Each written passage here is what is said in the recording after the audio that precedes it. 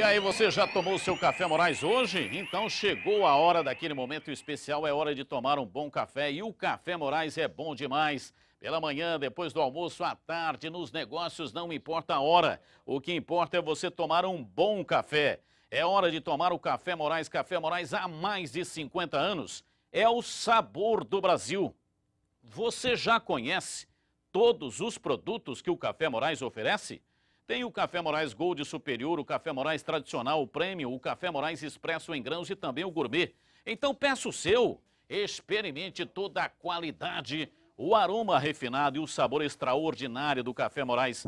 Café Moraes, esse é bom demais. Acesse cafemorais.com.br e conheça mais, ligue 3241-7229. Se o seu estabelecimento comercial ainda não tem Café Moraes, não tem? Ligue agora e tenha o melhor café para os seus clientes. Café Moraes. Linense e Ponte Preta. Ponte Preta e Linense não tiveram muitas chances de gols. Mesmo buscando o resultado, os dois times não foram felizes na hora das finalizações. O Linense forçou no jogo aéreo e chegou até a fazer um gol, mas foi anulado. A Macaca tentava surpreender os donos da casa. No final, o empate fez a Macaca cair para a terceira colocação, já que o Mojimirim venceu o Bugre em Campinas. Olá, CH, você comentou o jogo pela Rádio Bandeirantes AM 1170, emissora líder na pesquisa do Ibope, programação esportiva e transmissões de futebol. O que aconteceu lá que a Ponte não conseguiu o resultado? O time marcou muito bem, Batista. De novo, a zaga foi o ponto alto. O Roberto jogou uma barbaridade, tanto é que nós elegemos o Roberto por uma defesa no segundo tempo, no chão, um negócio espetacular. Roberto foi muito bem, Kleber Ferron sem nenhum problema, o Wendel sem problema, o Arthur um pouco irregular, mas do Baraca bem também, mas do Baraca para frente, Batista, a Ponte não teve lucidez para poder ganhar o jogo. Em alguns momentos eu até fiz a confusão que você tenta interpretar o que está acontecendo, né? Essa é a obrigação da gente como comentarista. Que a Ponte estava jogando de uma maneira, tipo assim, ó, vou ganhar o jogo quando eu quero. Tocando de lado, não houve esforço, na minha modesta opinião, e não houve aquela garra que normalmente a gente vê no time da Ponte. E alguns jogadores abaixo do que a gente esperava, né? Bruno Silva mal, Cicinho mal, né? Catito Ramírez mal, Diego Rosa também jogando bem abaixo do que a gente esperava. No segundo tempo a Ponte melhorou com as entradas, mas na minha opinião o Guto demorou para fazer as mexidas. Não é? O Ferrugem tinha que ter entrado antes, era um jogo caracterizado para velocidade, porque a Ponte entrou para jogar no contra-ataque, mas não conseguiu jogar, não tinha esse jogador de velocidade. Chiquinho entrou, foi bem, o Ferrugem entrou, foi bem, o Alemão também foi bem, mas a Ponte não teve aí efetivamente aquele jogador para empurrar a bola para dentro do gol. O 0-0 pelo gol anulado, né, que foi um gol legítimo, e pelas oportunidades que a Ponte criou, eu achei que o resultado foi justo. Eu tive a oportunidade de ver o jogo na íntegra, apesar de que trabalhei no jogo do Guarani, o CH que comenta essa partida, como você acabou de dizer, mas eu concordo em 100% com tudo aquilo que foi dito. Só acrescento o seguinte, eu entendo que a Ponte aceitou demais o domínio territorial do Linense. Ela não bateu no Linense, não agrediu o Linense. Eu acho que mesmo jogando lá, contra um time que também vem fazendo uma boa campanha, mas a Ponte teria que ter jogado se impondo mais. Não o fez, segurou a onda, aceitou aquela marcação de saída de bola que dificultava muito a organização, e quando acontece isso, você tem que adiantar as suas linhas.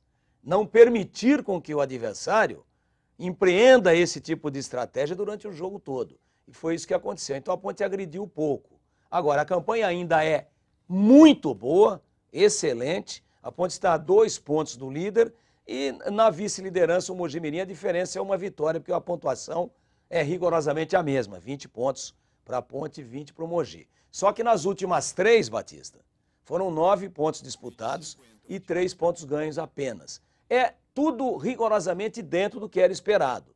Ninguém poderia imaginar que a Ponte ia continuar com aquele índice percentual que ela vinha conquistando. Só que agora chegou a hora de retomar as vitórias, né? O momento de altos e baixos, os baixos, a Ponte já viveu nas 3 últimas rodadas. Agora tem que ganhar do São Caetano o lanterna do campeonato no próximo domingo em Campinas. Os jogadores Kleber e Arthur vão ser julgados pelo TJD na noite de hoje pela confusão na partida contra o Santos, na 8ª rodada do Paulistão. Se punidos, os dois jogadores podem desfalcar a Macaca na próxima partida.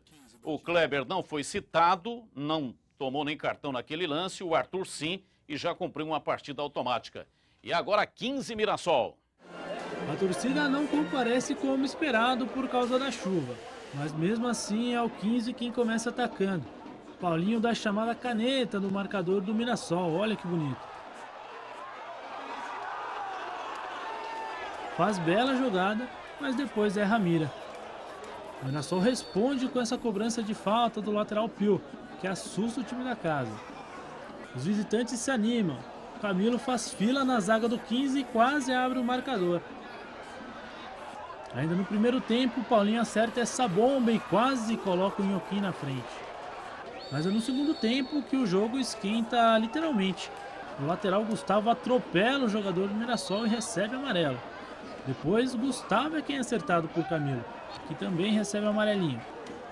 O Mirassol cresce e quase faz com o Thiago Luiz, mas a bola desvia. Pio não dá sossego para o time do 15. O jogo ganha um ritmo bom. E Gustavo, depois da bonita tabela com Márcio Diogo, para no goleirão Emerson, que joga para escanteio. E como a mira dos atacantes do 15 não tá lá essas coisas, o zagueirão Cezinha é quem abre o marcador para os donos da casa, depois dessa confusão na área.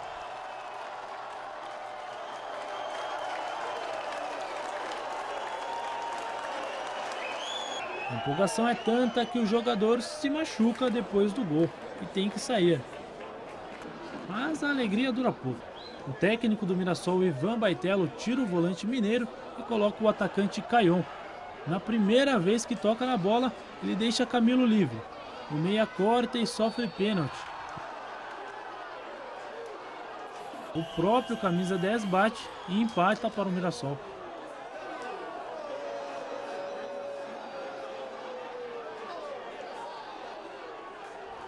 Logo em seguida, o Mirassol dá uma aula de contra-ataque, triangula a bola e vira o jogo com o Pio. De novo ele.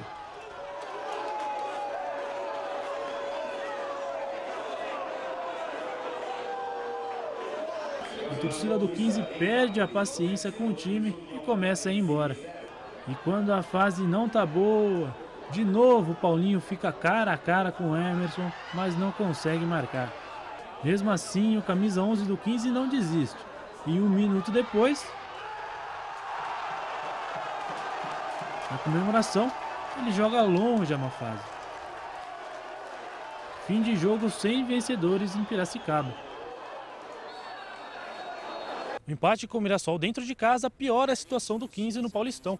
O time está a 4 rodadas sem saber o que é vitória e fica cada vez mais próximo da zona de rebaixamento. A gente pegou uma equipe que se portou de uma maneira muito aplicada defensivamente e a gente inicialmente encontrou resistência a isso. Aceitamos um pouco a marcação, não movimentamos como o jogo exigiu e, obviamente, o adversário que tinha uma postura já estabelecida começou, vez ou outra, a incomodar. E o Bragantino perdeu em casa para o Atlético de Sorocaba. O Atlético de Sorocaba entrou em campo mostrando que queria a vitória a qualquer custo. O Bragantino ainda tentou fazer com que o time visitante recuasse, mas estava difícil. Era um tal de toma lá da cá. Até que o Leão resolveu partir para cima e no lance de bola parada conseguiu abrir o marcador. Falta e Diego Macedo faz o lançamento para Robertinho marcar. O Atlético não recuou e quase empatou ainda na primeira etapa. No segundo tempo, o Braga voltou recuado e aí só deu Atlético de Sorocaba. E não demorou muito para o empate acontecer. Lançamento para Edson Cita, que aproveitou e mandou a bola direto para dentro do gol. Depois desse gol, o time de Bragança Paulista recuou mais e ainda cedeu um pênalti para o adversário. Robertinho acabou derrubando Jorge Preá fora da jogada e dentro da área. O juiz acabou vendo e assinalando a falta. Gilberto chutou, não converteu. Final de jogo, Bragantino 1, Atlético de Sorocaba 2. Com exceção da vitória do Mojimirim, a rodada não foi boa para os times da região. Em Itápolis, União Barbarense perdeu para o Oeste pelo placar de 2-0. Com o resultado, o Leão da 13 segue na penúltima colocação, com apenas 5 pontos ganhos. Já o Ituano perdeu para o São Bernardo no ABC Paulista também por 2-0. O Galo de Itu segue perto da zona de rebaixamento com 10 pontos. Rápido intervalo, 1 da tarde, Neto Locke, o Boca Larga vai falar.